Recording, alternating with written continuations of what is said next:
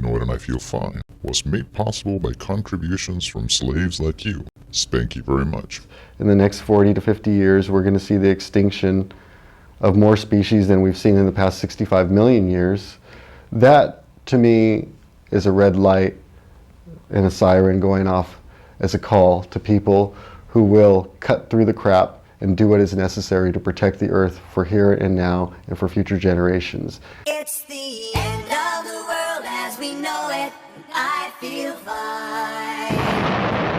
Good morning, slaves, and welcome to another edition of It's the End of the World as we know it and I feel fine, the show that puts baby in a corner. I am your host, the Stimulator, and as capitalist pigs celebrated the end of the bear market, folks in British Columbia mourn the end of, well, bears. That John West TV commercial might seem funny now, but that's exactly what greedy humans have been doing to bears for years, stealing one of their main sources of food, the salmon. The Globe and Mail has reported that the collapse of salmon runs has triggered widespread death from starvation of black and grizzly bears. You would normally see them gathering around these salmon streams and salmon producing systems. That was not happening. And it was because there was such low returns. Last year was one of the worst years for salmon returns on the Central Coast. Salmon farming, clear-cut logging, hydroelectric dams, and plain old overfishing have fucked the Pacific salmon to such a degree that millions of fish went missing from this year's sockeye run.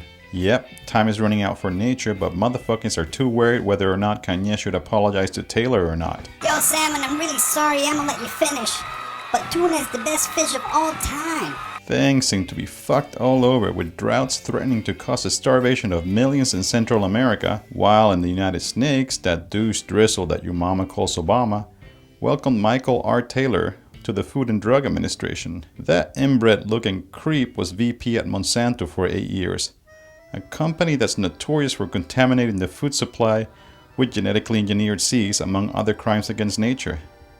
Mr. Taylor will be advising the FDA on food safety issues. Over in Alberta, Greenpeace was trying to stop The motherfucking tar sands. by dropping a couple of banners and locking themselves to a big-ass truck, only to leave the next day after the pigs promised not to arrest them. In West Virginia, folks did get arrested for locking themselves and blocking the entrance to the headquarters of those fart-catching coal crooks at Massey Energy. Motherfucking video ninja Flux Rostrum was one of those locked up for taping the action. Flux is one of 6 journalists arrested for covering direct actions against Massey. When the police arrived, they quickly assessed the situation at the lockdown and immediately turned to me and said, turn your camera off, you're under arrest.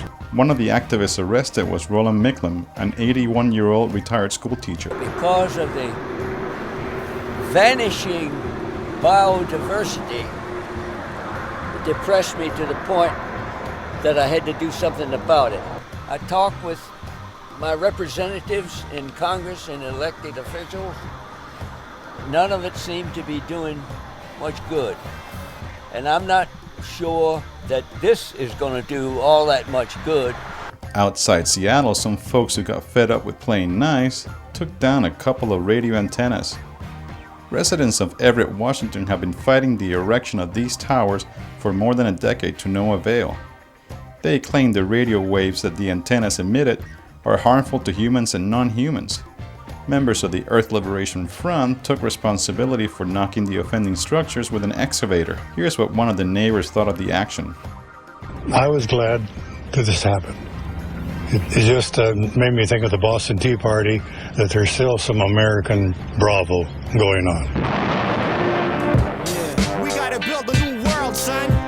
So don't just sit there. We gotta get up, get up, get up, get up, get up. It's like that. Reconstruct the economy and let a fear model be created. Give the factories to the workers and the land to those who cultivate it. Let natural resources be expropriated in the capital of multinational corporations confiscated. Start real debates to convince people that another world is possible. Breaking the obstacles set by the evil. No matter if you're black, white, Muslim, or Hebrew. We all divided in classes, son. It's time to see through all the phony facts offered by the press and television. They got masses adapted to a certain image clicks vision. It's time to start slanging subversive messages. Cause monopolize propaganda turn people into hypocrites, but let them never be blamed.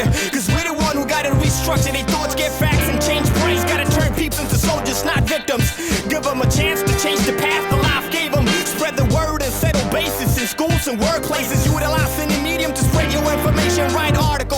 Spread pamphlets, write graffiti with your slogans.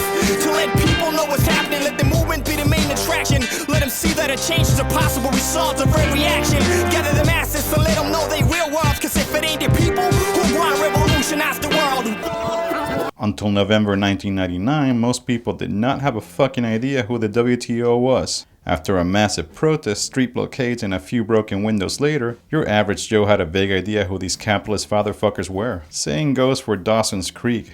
Until recently, Dawson's Creek was masturbation material for white suburban teenage girls. That is, until...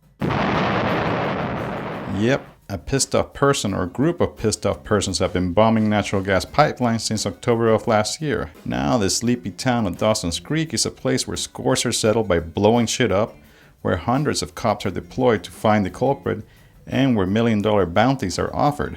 Convicted gas pipe saboteur Weibo Ludwig wrote an open letter to the bomber asking her to stop the boom boom. I've been there.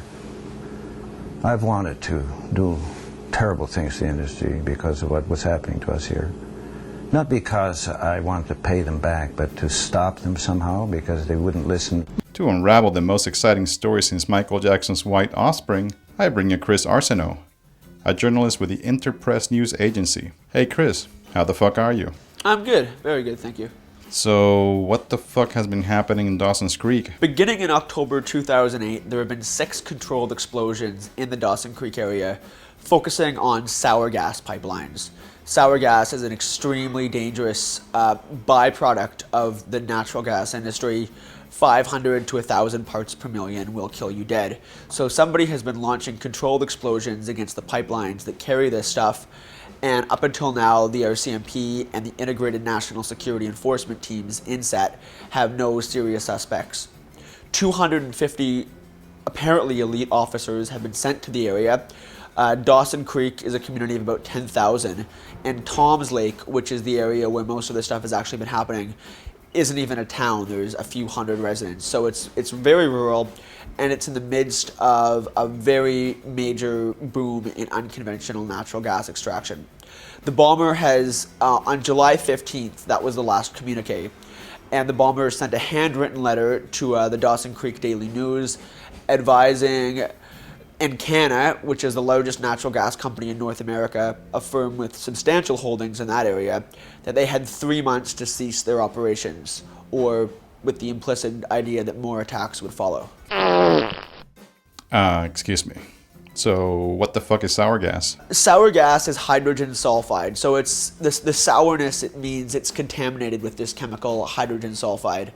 And 500 parts per million means there's all kinds of different chemicals within natural gas. There's 500 ppm means that 500 parts of a million parts of the gas would be hydrogen sulfide, and that's an extremely toxic chemical. So hydrogen sulfide has been at the kind of center of most of the main sabotage against gas industries in Canada, simply because flaring the chemical, which means burning it uselessly from stacks, or contaminations from the chemicals, whether it be leaks of sour gas, exposure to it, those kinds of things have been linked to the deaths of cattle and, in some cases, stillbirths from humans. Do the people of the area think the bomber is a terrorist?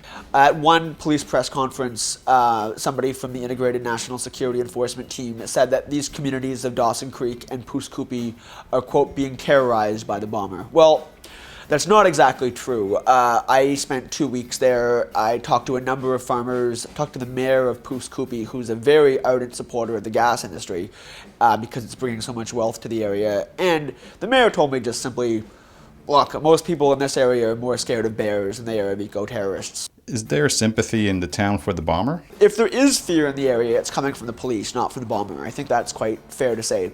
As for support, nobody I talked to said they supported the bomber, but I think one school teacher said, you know, look, we've been doing this by the books, legally, playing by the rules for the last 10, 15 years. Nobody's cared. We've gotten virtually no coverage. Now this happened.